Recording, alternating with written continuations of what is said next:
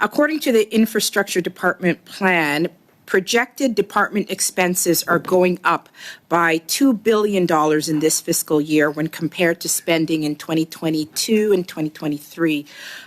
That would represent a 25% increase in planned spending from the year before. In addition, it would represent an increase of 75% in the department's budget from just 3 years ago. To put it in dollar figures, you are planning to drive up spending by $2 billion this fiscal year. And within 3 years, the department has increased its planned spending by $4.1 billion.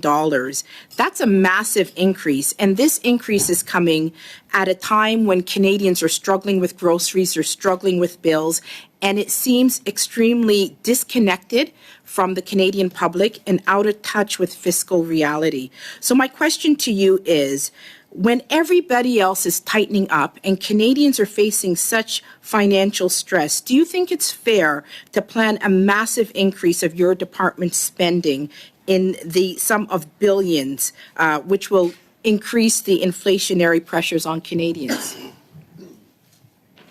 So, Mr. Chair, through you to Dr. Lewis, thank you for the question. I certainly share your concern about a fiscal responsibility, about understanding that Canadians, as you said, are feeling economic pressures in their family budgets, in their daily lives.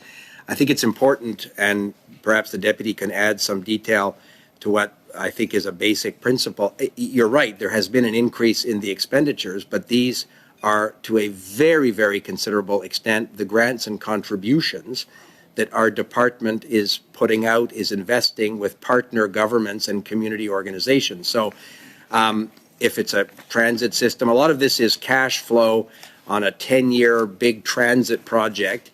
In certain fiscal years, certain amounts of money will be available, and that would be reflected obviously in these detailed estimates. I think your concern, and I would share that, is that these expenditures have to be on projects that benefit Canadians and their communities, that fight climate change, that improve transit, and a very small percentage of that expenditure, of course, would be administrative or overhead. This is money I'd like to speak about that, and we do have limited time. So with the $35 billion infrastructure bank, this bank has yet been unable to complete any projects. And the bank actually spent $24 million on employee salaries and bonuses and did not even spend half that amount on infrastructure projects. So how do you justify spending double the amount on employee salaries and bonuses rather than infrastructure projects? So, Mr. Chair, the views of Dr. Lewis on the infrastructure bank are well known. It won't surprise you or colleagues that I don't share her pessimism with respect to the infrastructure bank. I think the infrastructure bank, and I've shared that with the board chair and the CEO, has been in previous years slow to ramp up and to be able to point to, for example, the 43 investment commitments that they have made, 27 of which have reached final close. These are complicated financial transactions, precisely why the government created the infrastructure bank.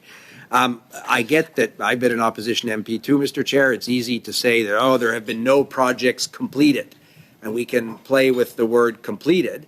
I can tell you that premiers across the country, mayors, including of some of the big cities in the country, have talked to me about the importance of this financing vehicle. Yeah, I hope colleagues have taken note. I'm not concerned with the importance. I'm not disputing. I'm disputing the efficacy of the bank, which this committee has already given notice to. This committee has recommended that the bank be abolished, and I'm wondering why you are not respecting the wishes of this committee that the bank be abolished because of its unproductive nature. That is not my conclusion. It is the conclusion of this committee. Well, it's not a conclusion that the government shares. We think the bank can be improved and strengthened. It shouldn't be abolished. We would disagree with that conclusion. That shouldn't surprise anybody. In fact, in the budget that was tabled last month, we indicated that we were giving a direction to the bank in terms of investing more in clean energy projects and in projects that would allow Indigenous partners to take equity positions in large infrastructure projects. So we think there's a very useful and positive role for the bank, but we share some legitimate frustrations in terms of its ramp up. But the good news is we think that that's behind them. We share those frustrations because in 2021 and 2022, the bank managed to spend more on salaries and bonus, 35% more from the year before, while spending less on infrastructural programs. It is clear that by these numbers, that salaries and bonuses is the primary focus of this bank and not the development of infrastructure for the benefit of taxpayers who are funding this bank. Again, that's a slogan that you, Dr. Lewis, can use. I focus on the Canada Infrastructure Bank's approved investments of $8.6 billion that have attracted $7.9 billion in private equity and institutional capital. So at a time when the bank is ramping up to pursue the ambitious mandate that our government wants it to pursue, staffing costs have increased in a very modest amount compared to the $8.6 billion. I'm going to ask for the last word on this. Unfortunately, there's no time left. I barely had enough time to get that last sentence in there, Mr. Minister.